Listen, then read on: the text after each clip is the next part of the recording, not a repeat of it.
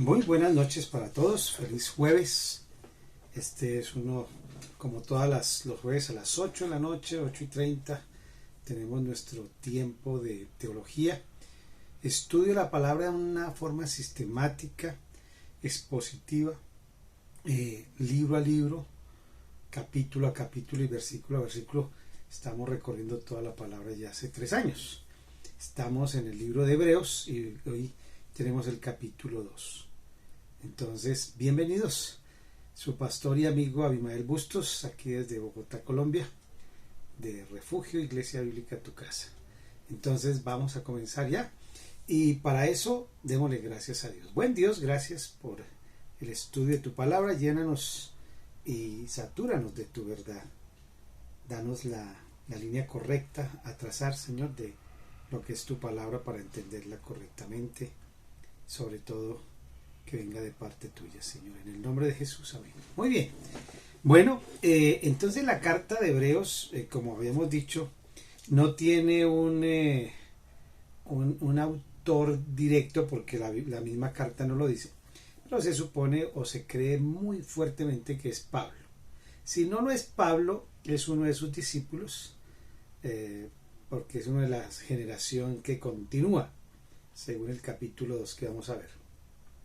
Entonces, el preámbulo, como siempre, es que la iglesia está siendo perseguida y, como siempre, un grupo fuerte de cristianos que son judíos que se han convertido a Cristo están tratando de hacerles volver a las leyes, a los ritos, a guardar las fiestas, a circuncidarse, a guardar el Shabbat y todo este tipo de normas y leyes, argumentando de que ellos sí tienen un templo, tienen una tradición, tienen una historia, tienen la ley y tienen todo esto. Entonces que deberían, digamos así, introducir eso dentro de la iglesia.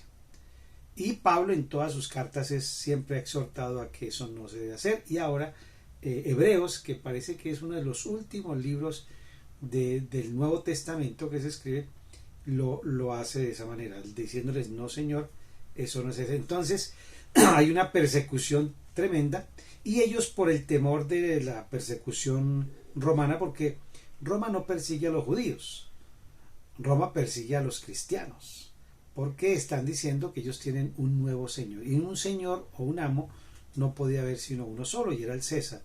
Por lo tanto, la persecución, la muerte, los llevaban presos. De hecho, le echaban la culpa, se incendió Roma y le echaron la culpa a los cristianos y mandaron quemarlos y matarlos a todos. Cogían las familias y los llevaban allá al circo y los presentaban como carne de cañón para los leones, y a otros los untaban de brea y los ponían como iluminación en el circo.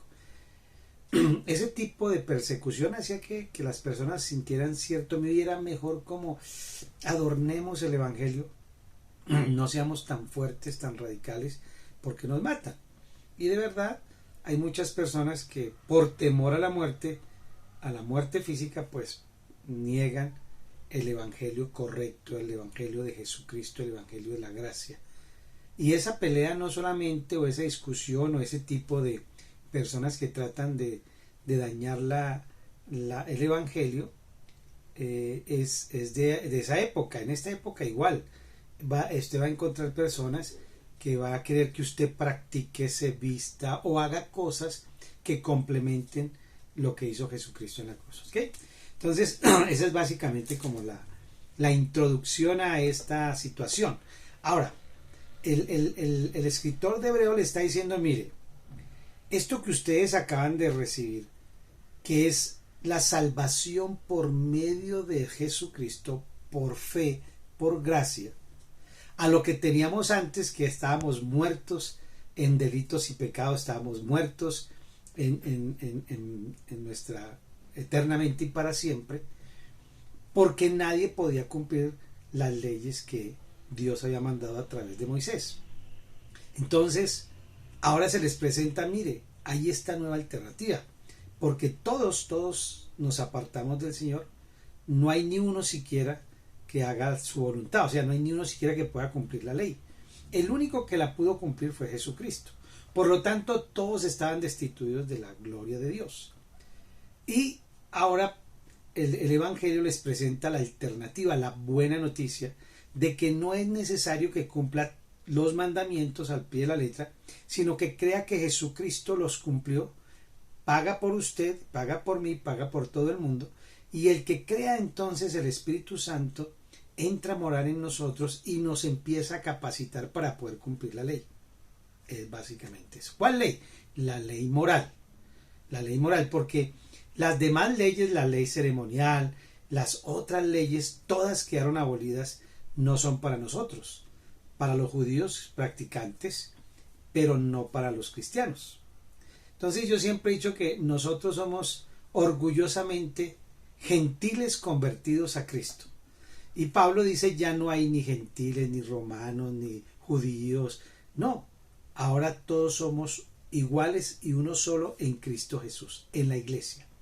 Entonces ya no existe que yo soy más porque soy judío, soy más porque soy gentil, o soy más porque yo creo. No, ahora todo eso se acaba, no hay hombre ni mujer, no hay ningún estrato, sino que todos somos iguales para Cristo. Somos uno solo en Cristo Jesús. Se acaban las religiones, se acaba las ceremonias, se acaba todo ese tipo de cosas para convertirnos ahora en un solo cuerpo, que es donde habita el Señor. Y nosotros en Él y Él en nosotros. Esa es la antesala. Y en el primer capítulo, entonces, Hebreos se encarga de, digamos, de cómo ellos le dan tanto valor a las personas como Moisés y como todos los héroes de la Biblia, a rendirles culto. Le rendían culto a los ángeles, rendían culto a la naturaleza, y estaban mezclando eso. Entonces Hebreos dice, no señor, Jesús está por encima de todo, es superior a los ángeles, es superior a la creación, es superior a los profetas, es superior a todos, y Moisés es un profeta. Entonces lo exalta a lo sumo y dice que es la misma esencia de Dios, es la gloria misma de Dios, es Dios. Jesús es Dios, hecho carne, hecho humano.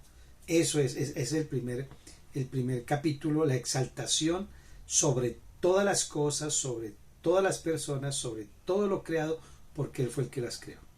Ahora viene el segundo capítulo, y lo voy a leer en la Reina Valera para que podamos entrar en el contexto.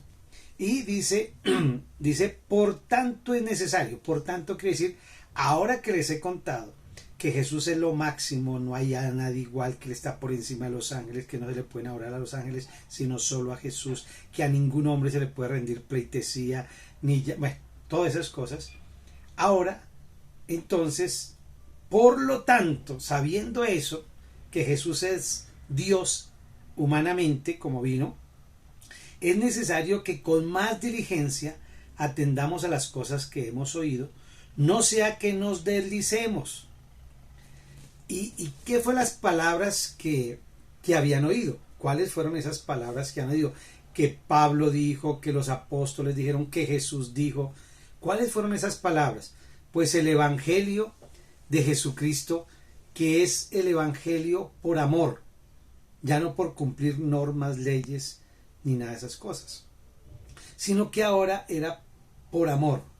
Entonces dice, ahora es necesario que con más diligencia, sabiendo que ya no somos salvos por cumplir normas, porque todos íbamos a morir, ahora que tenemos este regalo tan hermoso, que es por la gracia, por solo creer lo que Jesucristo hizo, entonces, dice acá, con más diligencia atendamos a las cosas que hemos oído, no sea que nos deslicemos. Deslizarse es como cuando usted está en el borde del tobogán y se desliza.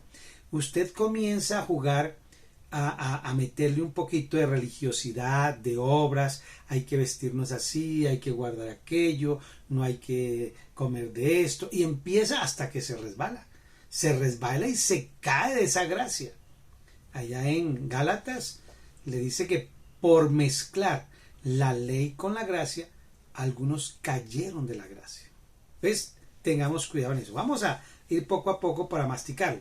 Entonces yo quise rápido dar como una pequeño brochure de lo que es el Evangelio. ¿Qué es el Evangelio? Ya sabemos que lo que no es el Evangelio es todo aquello donde tú tienes que hacer algo para ser salvo.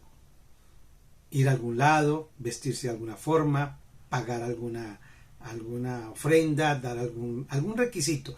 Si tiene que hacer algo usted, ya no es Evangelio. Porque Evangelio quiere decir buena noticia. Y dice que es por gracia. Miremos lo que dice la palabra de Dios. Y la primera parte que les voy a leer, porque esto es importantísimo. Dice en 1 Corintios 15. Ahora, hermanos, quiero que recordarles las buenas noticias, o sea, el Evangelio, que les prediqué. O sea, lo que aquí está diciendo, atendamos las cosas que oímos, que nos predicaron. Y aquí en 1 Corintios 15, 1, entonces dice, las mismas que recibieron y las cuales se mantienen firmes. Está diciéndole Pablo a los Corintios, ustedes están firmes en eso que se les dijo, que somos salvos por creer que Jesucristo murió por nosotros, murió, resucitó y ascendió al cielo y vendrá por segunda vez y pagó todos nuestros pecados, los que cometimos hasta ese día y todos hasta que partamos con él. Y luego dice, mediante esta buena noticia somos salvos. ¿Por qué somos salvos? Por el Evangelio, por la buena noticia, no por otra cosa, no por cumplir con ritos. Si se aferran a la palabra que les prediqué, de otro modo habrán creído en vano. O sea, no creyeron bien. Oyeron, pero no la aplicaron. Y dice el 3 de 1 Corintios 15. Porque ante todo les transmití a ustedes lo que yo mismo recibí, dice Pablo. Que Cristo murió por nuestros pecados según las Escrituras. ¿Cristo murió por qué? Por nuestros pecados. Que fue sepultado. Murió, o sea, condenado, murió. Se condenó, murió. Y que resucitó, resucitó al tercer día según las Escrituras. Muerte y resurrección. Resurrección es victoria, o sea, que papá Dios recibió el pago, lo aceptó. Y dijo Jesús, consumado es, todo se pagó. Ahora, que se apareció a Cefas y luego a los 12, o sea, a Pedro y luego a los 12 apóstoles. Después se le apareció a más de 500 hermanos a la vez, la mayoría de los cuales vive todavía, aunque algunos han muerto o ya partieron. Luego se apareció a Santiago, más tarde a todos los apóstoles y por último, como uno nacido fuera de tiempo, o sea, en la Reina Valera dice abortivo, se me apareció también a mí. Ese es el Evangelio. No hay que agregarle, no hay que ponerle, no hay que quitarle nada. Es ese. Y les quiero hacer énfasis en que este Evangelio que se había olvidado desde que los apóstoles lo predicaron, luego de que los apóstoles fueron muertos o los mataron, tal, comenzaron a meterse muchas herejías. Y la iglesia creció, pero llena de esas doctrinas donde se mezclan las obras que hay que hacer para ser salvo. Entonces Martín Lutero, el reformador, descubrió algo que ya estaba desde Pablo, que la salvación no era por los ritos, ni por cumplir aquello, ni los sacramentos, sino por fe. Y él descubrió este versículo que está en Efesios, y dice así, miremos desde el 5, Efesios 2:5, nos dio vida en Cristo. ¿Nos dio qué? Estábamos muertos, ya íbamos para el infierno todos. Usted así hubiera sido buena persona, ayudar a los pobres, pastor, sacerdote, monja, no importa, estábamos muertos. Nos dio vida con Cristo. Aun cuando estábamos, ¿qué? Muertos en pecados. Por gracia, todos nosotros hemos sido salvos. ¿Por qué? Por gracia. Gracia quiere decir regalo que no merecíamos. ¿Y eso quién lo hizo? Jesús nos dio ese regalo que no merecíamos. Él fue el que pagó. Es un regalo. Si alguien te da un regalo, pues usted tiene ese regalo. Usted no ha hecho nada por eso. Por esa salvación. Es un regalo. Como es un regalo, pues nadie se lo puede quitar porque el que se lo regaló cuida que no lo vaya a perder. Y luego dice, perdón, Y en unión con Cristo Jesús, Dios nos resucitó, porque estábamos, ¿qué? Muertos espiritualmente. Nos resucitó y nos hizo sentar con Él en las regiones celestiales, para mostrar en los tiempos venideros la incomparable riqueza de su gracia, de su regalo inmerecido, que por su bondad derramó sobre nosotros en Cristo Jesús. Dice el 8 de Efesios 2:8. Porque por gracia ustedes han sido salvados. ¿Mediante qué? Mediante la fe. No más. La llave para poder tener vida eterna con Cristo es la fe. Porque por gracia ustedes han sido salvados mediante la fe. Esto no procede de ustedes, sino que es regalo de Dios. Es un regalo de Dios. Entonces, este otro versículo ya tenemos, entonces 1 Corintios 15, Efesios 2, del 5 al 8, y nos está diciendo que es un regalo. Mire que la doctrina que Pablo enseñó, que los apóstoles enseñó y que Jesús enseñó, es que somos salvos por gracia, sin necesidad de obras. Para Dios esas son obras muertas, dice él. Entonces, todos los versículos, no podemos, por un versículo que no se entiende claramente, o que está medio difícil, como vamos a ver acá en Hebreos 6, en el 10 también, entonces vamos a echar abajo todo lo que Jesús dijo, a Pablo dijo, los apóstoles dijeron, por un versículo que no está muy claro. No, la doctrina tiene que permanecer, y yo tengo que mirar ese versículo a través del texto y el contexto de lo que dijo Jesús y lo que dijeron sus apóstoles. Por eso nuestro credo es el credo de los apóstoles, el credo de Pablo, el credo de Juan, el credo de Pedro. Ese es nuestro credo, no es otro. Y entonces viene otro versículo para que estemos más tranquilos. Mire cómo estábamos. Dice aquí que en Gálatas, estamos en Gálatas 2:11, y vamos a leer unos versículos. Dice, pues bien, cuando Cefas fue a Antioquía, le eché en cara su comportamiento condenable. Antes que llegara algunos de parte de Santiago, él solía comer con los judíos. Está hablando de Pedro. Pero cuando aquellos llegaron, comenzó a retraerse y a separarse de los judíos por temor a los partidarios de la circuncisión. Pedro se retiró de todos los hermanos que estaban ahí contentos cuando vio a los judíos, por temor. Y eso estaba pasando ahorita ya con esta carta que le están escribiendo los hebreos. Tenían temor de que los trataran los romanos o los judíos los despreciaran. Entonces los demás judíos se reunieron en su hipocresía. Ay, si todos, ay no, sí, guardemos el sábado, ay, circuncidemos. Entonces, ¿qué le pasa? Entonces, ¿qué hizo? Hasta el mismo Bernabé, que era tan tajante, se dejó arrastrar por esta conducta hipócrita. Esa conducta hipócrita es cuando usted está en Cristo, pero le mezcla. No hay que hacer esto, hay que guardar, no hay que comer aquello. Eso es una conducta hipócrita. ¿Y qué dice Pablo? Cuando vi que no actuaban rectamente, o sea, conforme al Evangelio de la gracia, el Evangelio es Jesucristo, es una persona, no es una filosofía, es una persona. Como corresponde a la verdad del Evangelio, le dije a Pedro, delante de todos, si tú, que eres judío, vives como si no fueras, ¿por qué obligas a los no judíos a practicar el judaísmo? Y lo confrontó. Al mismo Pedro, al apóstol, al discípulo de Jesús. Pablo era bien templado, porque Pablo le molestaba que la gente no fuera de un solo semblante. O es frío o es caliente. Nosotros somos judíos de nacimiento, le dice Pablo, y no pecadores paganos. Mire cómo Pablo compara a los que se la pasan.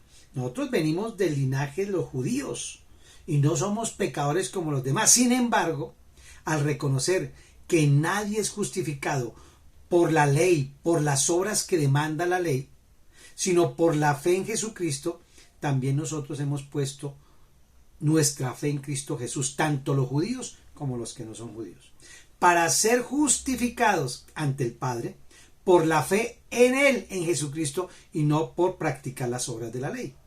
Porque por estas nadie será justificado. Ahora bien, cuando buscamos ser justificados por Cristo se hace evidente que nosotros mismos somos pecadores. ¿Quiere esto decir que Cristo está al servicio del pecado? De ninguna manera, sino que vuelve a edificar lo que antes había destruido y se hace transgresor. Yo por mi parte, mediante la ley, he muerto a la ley. Pablo murió a la ley. Él murió a la ley a fin de vivir para Dios, ya no para la ley, sino para Dios. He sido crucificado con Cristo y ya no vivo yo, sino que Cristo vive en mí. Lo que ahora vivo en este cuerpecito, lo vivo por fe en el Hijo de Dios. Es por lo que Él hizo, no por lo que yo hago. Quien me amó y dio su vida por mí, Él ya pagó todos mis pecados, dice Pablo. No desecho la gracia de Dios. ¿Cómo desechas tú la gracia de Dios? Cuando tú practicas cosas de la ley para justificarte, para que te vaya bien. No, Señor. Si la justicia se obtuviera mediante la ley, los 10 mandamientos o los 630 mandamientos o 13, Cristo en vano murió. ¿Para qué murió Cristo si hubiéramos podido ser salvos por cumplir la ley? Tremendo, ¿no? Esta es una parte muy espectacular. Y esto está en Gálatas 2, del 11 al 21. Voy a leerle otro, solo para que entiendan lo importante que es conocer qué es el Evangelio. Romanos 5, 8 dice así: pero Dios demuestra su amor por ti y por mí en esto, que cuando todavía éramos pecadores, aunque fuéramos judíos o católicos o evangélicos o lo que sea, Cristo murió por nosotros. En eso demuestra su amor, es por gracia, no por lo que tú puedas hacer. Si tú pudieras hacer algo, en vano murió Cristo. O sea, de nada sirvió que ir apagado en la cruz. Otro versículo, 1 Juan 3:14 dice: nosotros sabemos, está diciendo Juan, que hemos pasado de muerte a vida. ¿Cómo estábamos muertos? Ahora pasamos ¿a qué? A vida eterna. Porque amamos a los hermanos. El que no ama es porque todavía no ha pasado a la nueva vida. El que todavía odia a su hermano, el que no puede perdonar a su hermano, pues todavía no ha recibido el Espíritu Santo. Entonces, es una buena pregunta que deberíamos hacernos. Preguntémonos, ¿de verdad yo puedo? Ahora yo me puedo enemistar y puedo pelear y duro unos días, pero voy y lo perdono, le pido perdón y nos reconciliamos, y si no nos reconciliamos por lo menos ya no nos odiamos. El problema es cuando dice yo no lo puedo perdonar, esa persona todavía no tiene el Espíritu Santo de Dios y está condenado a muerte, va para el infierno. Puede ir a la iglesia, puede diezmar, puede orar, puede cantar, puede hasta hacer milagros, pero va para el infierno. Dice este versículo en Romanos 1:16, mire lo que dice Pablo: porque yo no me avergüenzo del Evangelio, de la buena noticia que es en Cristo, de la buena noticia que es Cristo. Cristo es la buena noticia, porque es poder de Dios. ¿Sabe por qué es poder de Dios? Porque es Cristo el Evangelio, es poder de Dios. ¿Y para qué sirve ese poder? Para salvar a todo aquel que cree. Es por fe, primero a los judíos y también al que no es judío, al griego, o al que no es de la religión judía. Primero Dios vino a salvar a los judíos, y todo el que cree en Jesús es salvo, así sea judío, así sea católico, así sea evangélico. Pero si el evangélico, el católico, el judío practica alguna cosa para que le vaya bien o para que sea salvo, entonces está anulando la obra de Cristo. Ahora, porque en el evangelio la justicia de Dios, ¿quién es la justicia de Dios? Tú y yo fuimos justificados por Jesús. Él es la justicia de Dios. Se revela por fe y para fe. Se revela ¿por qué? Se revela por fe cuando yo creo. ¿Y para qué se me revela esa fe? Para tener más fe. Como está escrito: mas el justo vivirá por la fe. ¿Por qué es que vivimos nosotros? Por creer que Jesús lo hizo. No por creer que me va a ir bien, no por creer que yo voy a cumplir, no por creer que yo voy a cambiar. No, eso no sirve de nada. Sirve es creer que Jesús lo puede hacer. Juan 10, mire este versículo que es el que debe sellar. Mire todos los versículos que he leído de lo que es el Evangelio. Y que no hay temor de perder la salvación si tú recibiste a Jesús y tienes al Espíritu Santo. ¿Y por qué lo tienes? Pues porque creíste que Dios le levantó de los muertos, pagó por nuestros pecados. Mire usted, entiende esto, este versículo subráyelo, márquelo. Juan 10, del 26 al 30 o el 29. Y dice así: pero no me creen porque no son mis ovejas. ¿Quiénes son los que no le creen a Jesús? Los que no son las ovejas de Jesús. Porque dice esto, mire, mis ovejas escuchan mi voz. Jesús, cuando le habla a alguien, está atento, quiere oír, quiere aprender más. El que no es oveja de Dios dice, ay, eso no es carreta, no, hay que hacer esto, uno tiene que hacer es aquello. Bueno, pues ese no ha creído. ¿Por qué no oye la voz de Dios? Porque no es oveja. No es oveja todavía. Y ellas escuchan, y las conozco. Jesús conoce a sus ovejas. Jesús las conoce. Y dice acá, y les doy vida. Escuchan, y yo las conozco. Y ellas me siguen. Y yo les doy, ¿qué? Vida eterna. ¿Qué es vida eterna? Por unos años, mientras que peca, mientras que se aburre Dios, o mientras que usted se aburre y dice, no, ya no quiero nada con Dios. ¿Hasta cuándo es vida eterna? No, vida eterna es siempre. Vida eterna, ya. Dice que Él les da vida eterna. ¿Quién nos da vida eterna? Sus buenas obras, lo que usted hace ayudando. No, eso no. Tú tienes que hacer buenas obras. Claro que sí, pero esas no te dan salvación, ni te dan vida eterna, nada. Esas las hacemos porque ya tenemos la vida eterna, porque ya tenemos la salvación. Yo les doy vida eterna. Y mire lo que sigue. Y nunca perecerán. ¿Qué quiere decir la palabra nunca perecerán? Pues que nunca es nunca. El que ya tiene el Espíritu Santo nunca perecerá. Y esto se lo digo ¿por qué? Porque vas a leer aquí en Hebreos, en alguna parte, en el 3, en el 6 y en el 10, donde hay cierta nube, donde no es muy clara, y uno dice, ay, pero la salvación se pierde. No. Por eso tenemos que asegurar primero las bases doctrinales de lo que es la sana doctrina. O si no podemos confundirnos. Y él dice, yo les doy vida eterna y nunca morirán o nunca perecerán. Y mire lo que dice, aparte de que nunca van a estar eternamente conmigo, dice Jesús, nadie puede quitármelas porque mi Padre me las ha dado y Él es más poderoso que todas o que todos. Nadie me las puede quitar y a mi Padre menos se las pueden quitar. Nadie puede quitarlas de la mano de mi Padre. Nadie. ¿Quién te podrá arrancar ya de la vida eterna, de la salvación? Nadie. Tu pecado no puede, porque Dios es más grande que tu pecado. Tu rebeldía, que tú te quieres apartar, Dios es más grande que eso. Que pecaste, Dios es más grande que eso. Que el diablo, Dios es más grande que el diablo. Que el demonio, Dios es más grande que el demonio.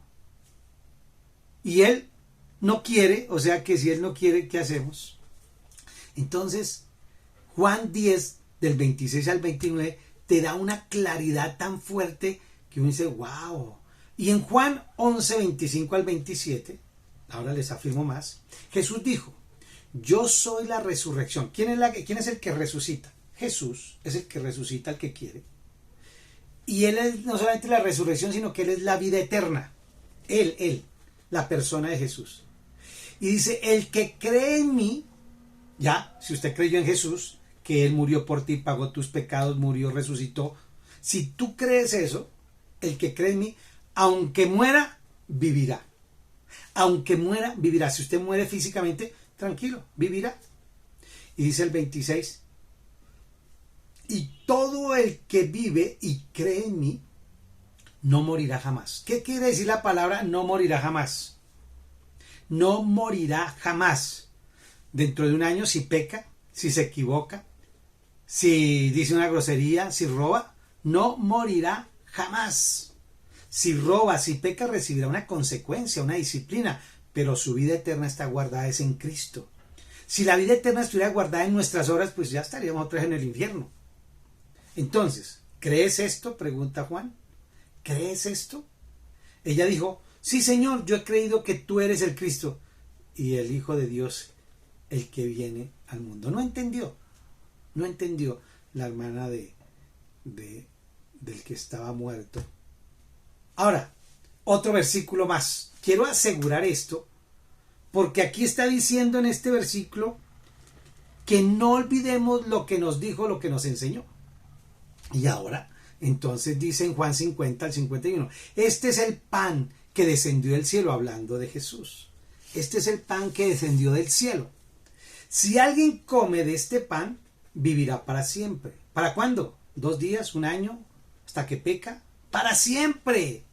Dice, y el pan que yo también daré por la vida del mundo es mi carne. Él va a sacrificarse, él va a morir. Ese es el pan. Cuando tú crees, estás comiendo ese pan, ya tienes vida eterna. Si alguien come de este pan, vivirá para siempre. Para siempre. Otro versículo. Bueno, Juan 3:15.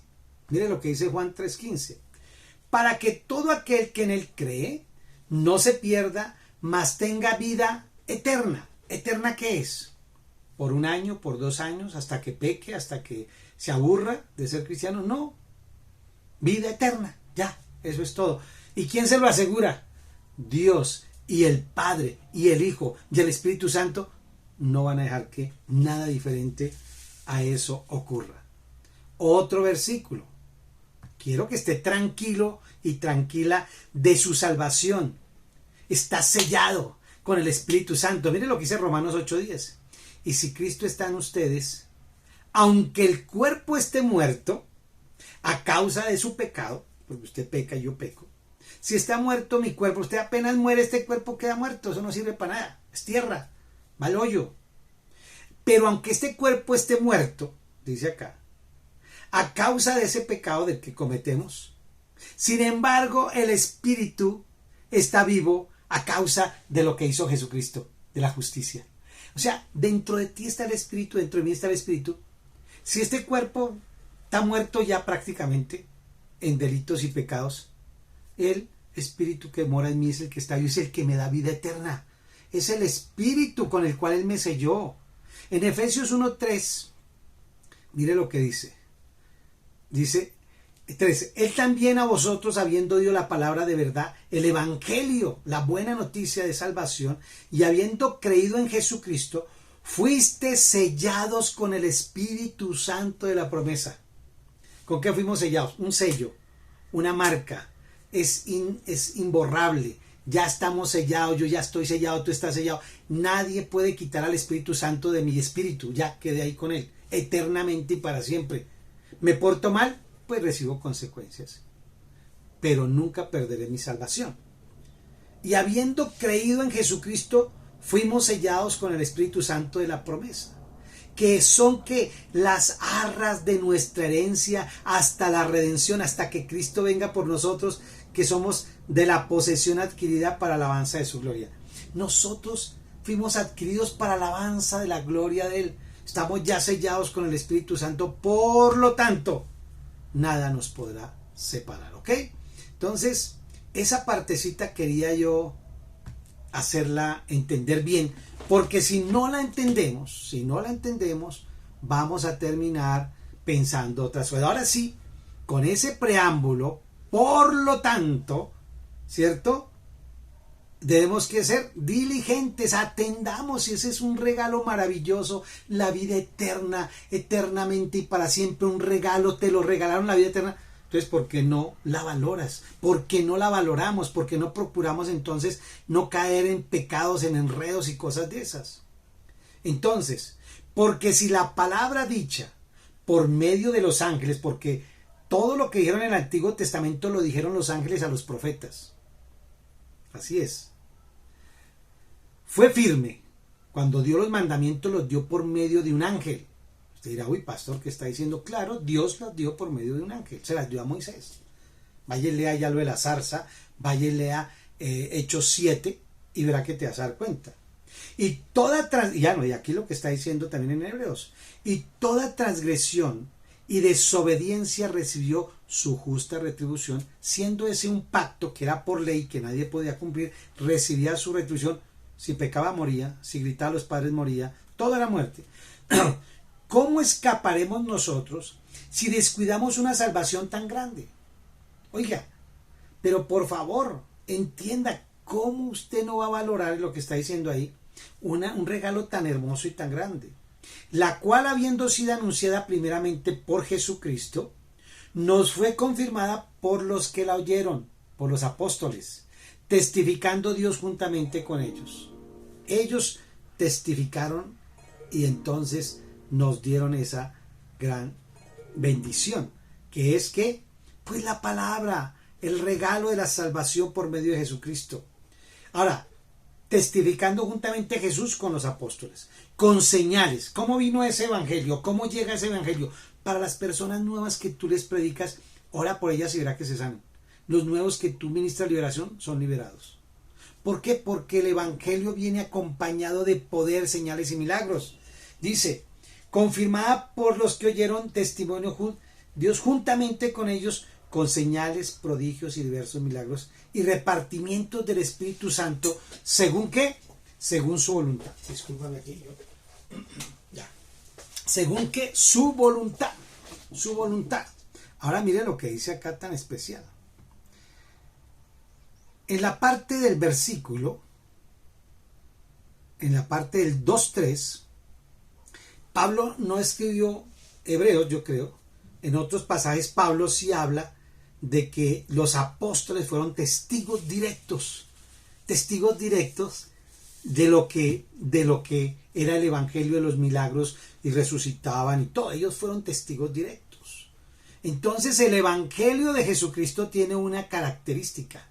Aunque es un regalo de Dios, no solamente es el regalo de la vida eterna, gloria a Dios, sino como hemos aprendido nosotros, que juntamente con la salvación, ¿qué nos dio? Todas las demás cosas para hacer milagros, sanar enfermos, resucitar muertos y todas esas cosas.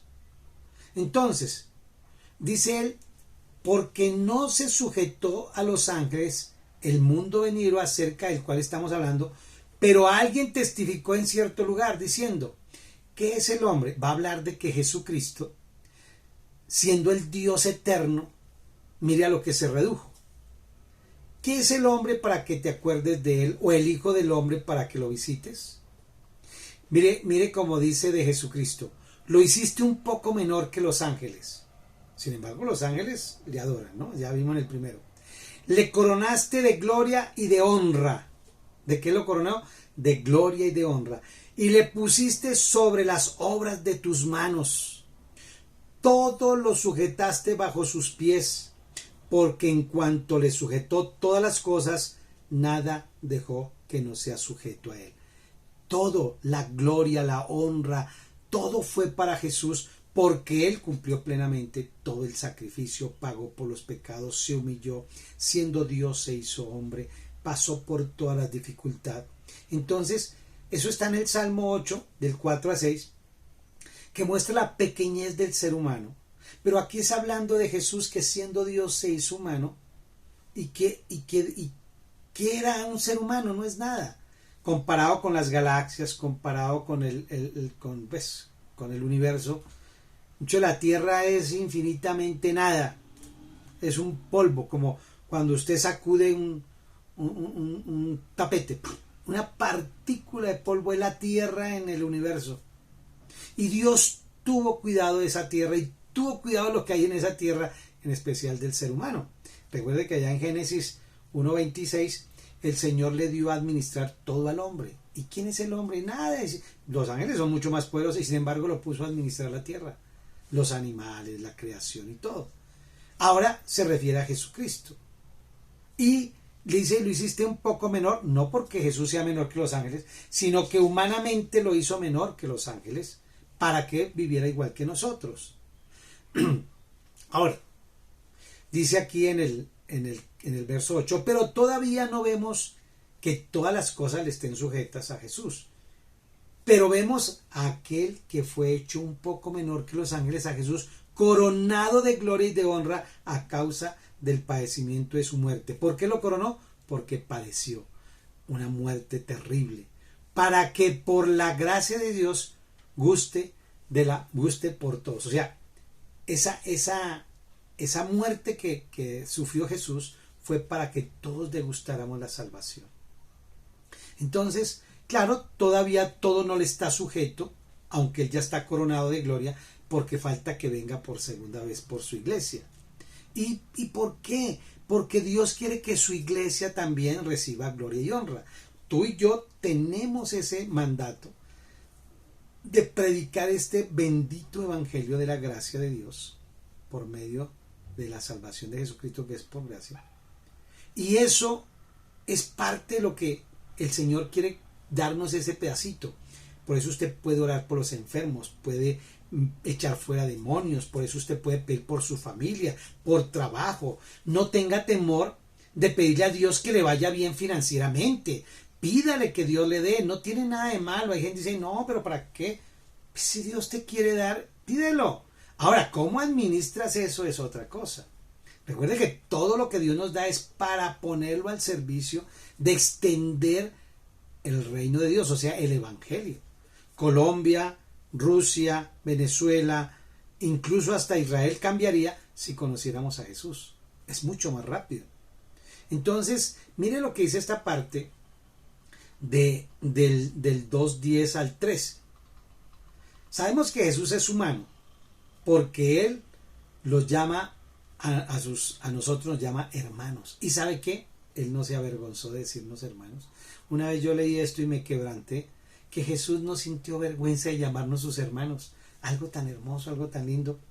Porque convenía a aquel por cuya causa son todas las cosas, y porque en todas las cosas subsisten, que habiendo de llevar muchos hijos a la gloria, ¿qué es lo que quiere el Señor? Tener una familia gigante, la más grande del universo, perfeccionara por aflicción al autor de la salvación, que es Cristo Jesús. Él permitió que el Señor padeciera dolor y sufrimiento. ¿Para qué? Porque el que santifica y los que son santificados de uno solo son todos.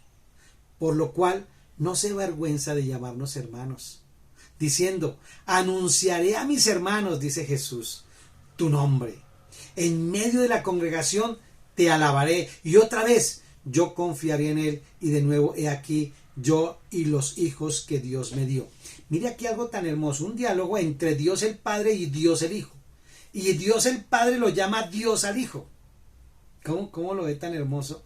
Dios lo exalta, Dios exalta mucho a Jesucristo, Dios Padre. Jesús Hijo exalta mucho al Padre. Entonces, algo que conviene, que Él padeciera y sufriera. Pero, ¿sabe por qué? Para podernos llamar hermanos y no avergonzarse. Algo hermoso es eso. Yo digo, Hebreos es un libro muy especial. Y mire, lo que hizo Jesús como nuestro hermano, ¿qué fue lo que hizo? Mire lo que dice el versículo 14 del capítulo 2 de Hebreos. Así que por cuanto los hijos participaron de carne y sangre, o sea, los seres humanos nacimos, tenemos carne y tenemos sangre, o sea, la sangre es vida y la carne, el cuerpo, la sangre mantiene este cuerpo. Entonces Jesús se hizo también carne y sangre, carne y sangre. Entonces, cuanto todos participamos, pero aquí se refiere a Jesús, que dice, participó, podemos decir, porque así como Dios Hijo se hizo hombre, también participó de lo mismo. ¿Para qué? ¿Para qué se hizo hombre? Mire, aquí está algo muy poderoso. Para destruir por medio de su muerte al que tenía el imperio de la muerte. Jesús se hizo humano para, muriendo, a través de su muerte, destruir al que tenía el imperio de la muerte. ¿Quién tenía el imperio de la muerte? O sea, ¿quién es el que mata a las personas? ¿Dios? No. ¿Quién es el que mata a las personas? ¿Jesús? No. ¿Quién es el que mata? Recuerda en Juan 1:10 que dice que el ladrón, Satanás, vino ¿para qué? Para matar, robar y destruir. Para eso vino Satanás, para eso está, para matar, robar y destruir. ¿Quién es el que mata? ¿Dios? No. Cuando se dice, ay, Diosito, pues lo mató, sí. No, nunca, jamás. Porque Jesús y Dios es vida. Él vino a dar fue vida. Y Él anhela que vivamos largos días en esta tierra. Es por causa del pecado que Satanás puede entrar a nuestras vidas y nos mata. Ahora, mire lo que hizo Jesús. Se hizo como uno de nosotros, para morir como uno de nosotros, y por medio de la muerte destruir al que tenía el imperio de la muerte. Esto es, ¿a quién? Ahí está, lea el capítulo 2, el verso 14. Al diablo, para destruir al que tenía el imperio. ¿Sabe qué es un imperio? Un reino, el reino de la muerte. Él es el el rey de la muerte. Si muere un niño, fue Satanás. Si muere un joven, fue Satanás. Si muere un adolescente, fue Satanás. Si muere una persona antes de llegar a su madurez, a su edad adulta, viejo, fue Satanás. ¿Cómo la ve? Porque aquí lo está diciendo, que vino el Señor a quitarle el imperio de la muerte que tenía el diablo y a liberar a todos los que por el temor a la muerte estábamos durante toda la vida sujetos a servidumbre de Satanás. Porque ciertamente no socorrió a los ángeles. Dios hubiera podido socorrer a los ángeles, Jesús hubiera podido socorrer a los ángeles, sino que socorrió a la descendencia de Abraham. Entonces usted dirá, bueno, es a los judíos. No, porque allá en Gálatas Pablo dice que nosotros somos herederos de Abraham. ¿Sabe por qué? Porque Abraham es el padre de la fe. Abraham fue el primero que creyó en Jesucristo.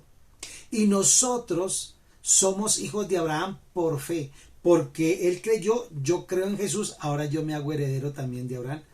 Abraham es el padre de la fe. Por lo tanto, si yo tengo fe, él es mi padre. O sea que esa promesa es para toda la descendencia de Abraham. Y recuerda que le hice una promesa ya en Génesis 13 y luego en el 15, donde le dice que tú tendrías, le dice a Abraham, una generación tan grande como las estrellas del cielo, como la arena del mar, y que sería padre de multitudes de naciones.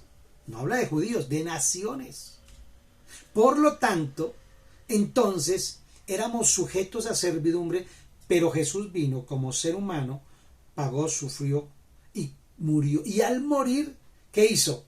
Le quitó el imperio de la muerte que tenía Satanás sobre los seres humanos. ¿Cuáles? Los que creen en Jesús. Él ya no puede, cuando venga la enfermedad, usted tiene todo el derecho de decir, un momentito, Satanás, usted tiene el imperio de la muerte, pero no sobre los hijos de Dios. No puede, y trabaje y luche y créale a Dios. Nos cuesta, lógico, no es fácil, nos cuesta, pero hay que creerle. Ahora, nosotros estábamos sujetos al pecado, esclavos del pecado. Ahora no, ya no somos esclavos del pecado. Tú puedes pecar si quieres, pero ya no eres esclavo, obligado por Satanás, ya no. Entonces tampoco él puede asustarte, te va a matar. No, a mí no me puede matar porque tengo vida eterna. ¿Sí? Si nos mata, nos logra matar por enfermedad, por accidente, lo que sea, nosotros seguimos vivitos y coleando porque nuestra vida no es de esta tierra, nuestra vida es eterna con Cristo Jesús. Porque ciertamente Él no socorrió a los ángeles, sino que socorrió a la descendencia de Abraham, y aquí Hebreo se refiere a todos los que han creído en Jesucristo por fe. Entonces, esa parte, y no solamente dice, y librar a todos los que por temor a la muerte estaban durante toda la vida sujetos a esa servidumbre. Y esa descendencia que habla aquí Hebreos, toda la iglesia cristiana somos descendencia por fe de Abraham. Eso quiero que quede clarito. Ahora, el 17 y 18, ya para ir terminando, habla de la eminencia de Jesús, ya no como el superior en todo, lo dijo allá, ¿no? Ahora lo quiere llevar a que Él es el máximo exponente en cuanto a la mediación entre Dios y los hombres. Porque Jesús es sumo sacerdote, no según digamos así, la genealogía de los judíos, ¿no? Que era Aarón, los levitas, sino que Él es un descendiente del mismo Padre. Entonces mire lo que dice Hebreos 2, 17 y 18. Por lo cual, ¿quién es nuestro sacerdote? Por lo cual debía ser en todo semejante a sus hermanos, para poder destruir al que tenía el imperio de la muerte, para poder sufrir y pagar por todos los pecados del mundo, tenía que ser semejante a nosotros, para venir a ser misericordioso y fiel, sumo sacerdote en lo que a Dios se refiere. Él es el sacerdote en cuanto a Dios se refiere. ¿Para qué? Para perdonar, expiar los pecados de todo el pueblo. Él se constituyó en el sacerdote. Ya no hay sacerdotes, ahora tenemos un solo sacerdote, que es Jesucristo. Sacerdote quiere decir mediador, el que intercede, el abogado. Él es el que habla por nosotros, Él. Pues en cuanto al mismo, ¿por qué es el sacerdote? Porque él mismo padeció siendo tentado y es poderoso para socorrer a los que son tentados. Mire, antes el sacerdote tenía que pagar por los pecados del pueblo y también sacrificar becerro para él por su pecado. Entrar al tabernáculo, ir al lugar santísimo, y si no encontraba pecado allá, si el Señor aceptaba el sacrificio del becerrito, el sacerdote no moría. Pero tenía que hacerse cada año eso, por él y por todos. O sea, un sacerdote que tenía que matar a un sacerdote para pecar porque era pecador. Pero Jesús nunca pecó. Y él fue el cordero, él mismo se sacrificó, él mismo se entregó. Ahora él también es el mismo sacerdote. Él es el sacerdote conforme al orden de Melquisedec, ya no conforme al orden levítico. Ahora, él se hizo semejante no podía ser nuestro sumo sacerdote o representarnos ante el Padre haciendo expiación por nuestros pecados. Si fuera un ángel, no puede porque no es de los mismos. Tiene que ser semejante, ¿cierto? Entonces, ni la deidad, o sea, ni la capacidad de ser Dios, ni la capacidad de ser humano son negociables. Dios es 100% Dios, 100% humano. Si hacemos menor cualquiera de esas dos, le estamos quitando el poder a la salvación. Es incapaz de salvar. Tiene que ser tanto Dios como humano. Totalmente Dios, totalmente humano.